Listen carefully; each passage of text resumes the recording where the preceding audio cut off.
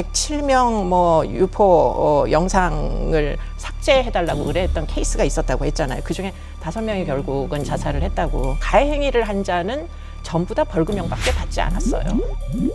사진을 본 친구들이 저한테 연락을 해서 그때 제가 사건을 알게 된 거거든요. 우울증은 물론이고 이제 불면증에다가 뭐 자살 시도까지 생각을 해봤으니까요. 신고하는 과정에 있어서 제가 피해자임에도 불구하고 왜 이렇게 자책을 해야 되는지. 피해자들이 실제로 저희한테 의뢰해 오는 경우에 수사 지원이나 경찰 수사를 원하는 것보다 삭제를 원하는 경우가 월등히 높고 수사를 하고 싶어 하지 않는 경우들도 있어요.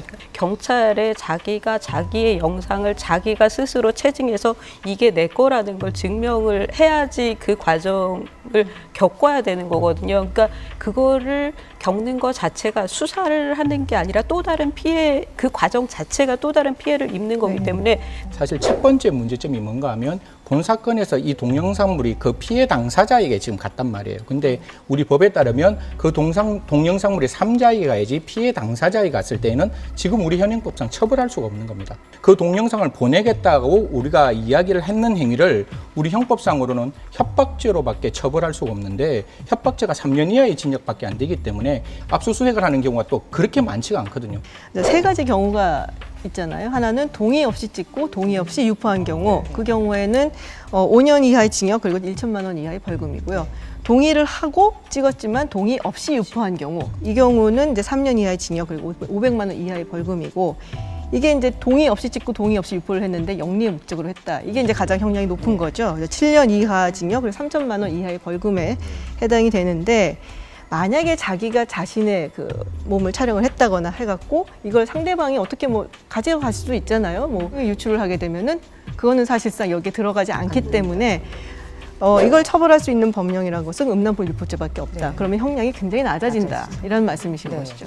형량이 낮아지는 게 문제가 아니라 그 애초에 이거를 성폭력으로 보지 않는 것 자체가 문제입니다. 그렇죠. 이것은 예를 들어서 뭐 저 애정의 표시로 자기 신체를 찍어서 준다거나 한 것을 그 신뢰를 배신하고 유포하는 거거든요. 그 자체가 완전히 성폭력인 것인데 음란물 유포죄로 가면은 피해자성이 잘 안 나타나는 겁니다. 아까 제가 107명 뭐 유포 영상을 삭제해달라고 의뢰했던 케이스가 있었다고 했잖아요. 그중에 5명이 결국은 자살을 했다고. 그런데 그 107명의 여성에게 이제 가해 행위를 한 자는 전부 다 벌금형밖에 받지 않았어요. 그러다 보니까 이게 사실은 유포죄에 대해 가지고 너무 관대한 처분을 현재 하고 있습니다. 사실 통계를 보면 5% 내지 7%의 가해자만 징역형을 받고 70 내지 90%는 벌금형으로 끝나거든요. 사실 근데 이 피해자들이 입는 피해를 생각해 보면 이건 굉장히 낮은 겁니다. 제가 생각하기에 이렇게 낮은 형량을 판사들이 내리는 것은 무의식 중에 여기에 대해서는 피해자도 약간 책임이 있다. 그러니까 자기가 동의해서 찍은 것이다. 그런 생각이 있는 것이 아닌가 하는 생각이 듭니다. 신고의 절차를 대폭 좀 개선하는 것이 저는 필요하다고 생각하는데요.